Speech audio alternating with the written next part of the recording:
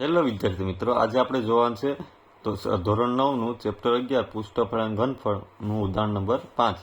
એમાં તમને શું કહેવા માંગીએ કે ભાઈ ત્રિજ્યા તમને કેટલી આપી છે? 21 સેમી ત્રિજ્યાવાળા r બરાબર 21 સેમી ત્રિજ્યાવાળા અર્ધગોલકની એમાં પેલું તમને શું આપેલ છે ભાઈ? પેલું આપણે શું શોધવાનું છે? તો કે ભાઈ અર્ધ ગોલકની વક્ર સપાટીનું ક્ષેત્રફળ. તો તમને ખબર હોય તો કે ભાઈ અર્ધગોલકની વક્ર સપાટીનું ક્ષેત્રફળનું સૂત્ર શું છે કે 2πr². તો 2 પાઈની કિંમત તમને ખબર છે કે 22/7. આર કેટલા આપે? 21 ગુણ્યા 21, 7 તેરી 21, 22 દુ 44 ગુણ્યા 3 ગુણ્યા 21 મળે. હવે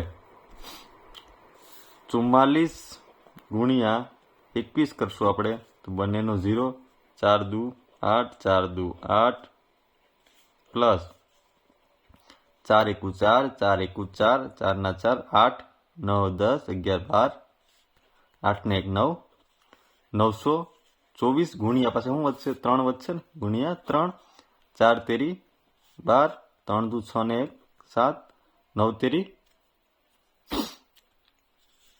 27. તો શું જવાબ આવ્યો તમારો? 2772 કેમાં મળશે ભાઈ? Centimetre square. આ પહેલાનો આન્સર થઈ ગયો તમારો. છે ઇઝી, ખાલી સૂત્ર આવડતો હોય એટલે તમને દાખલા આરામથી. હવે બીજો તમને શું છે? કુલ સપાટીનું પૃષ્ઠફળ શોધવાનું છે. કુલ પૃષ્ઠફળ કેવાનું? અર્ધગોલકનું. એનું સૂત્ર શું છે? 3πr². 3 ના 3 22/7 ગુણ્યા આર તો તમને ખબર છે 21 ગુણ્યા 21, 7 તેરી 21,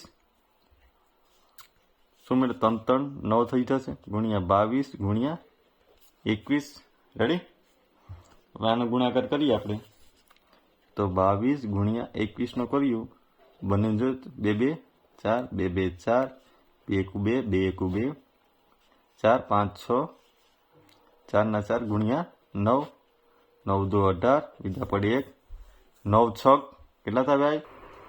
તો 956 ને 55, 4 9 36, 37 38 39 40 ને 41.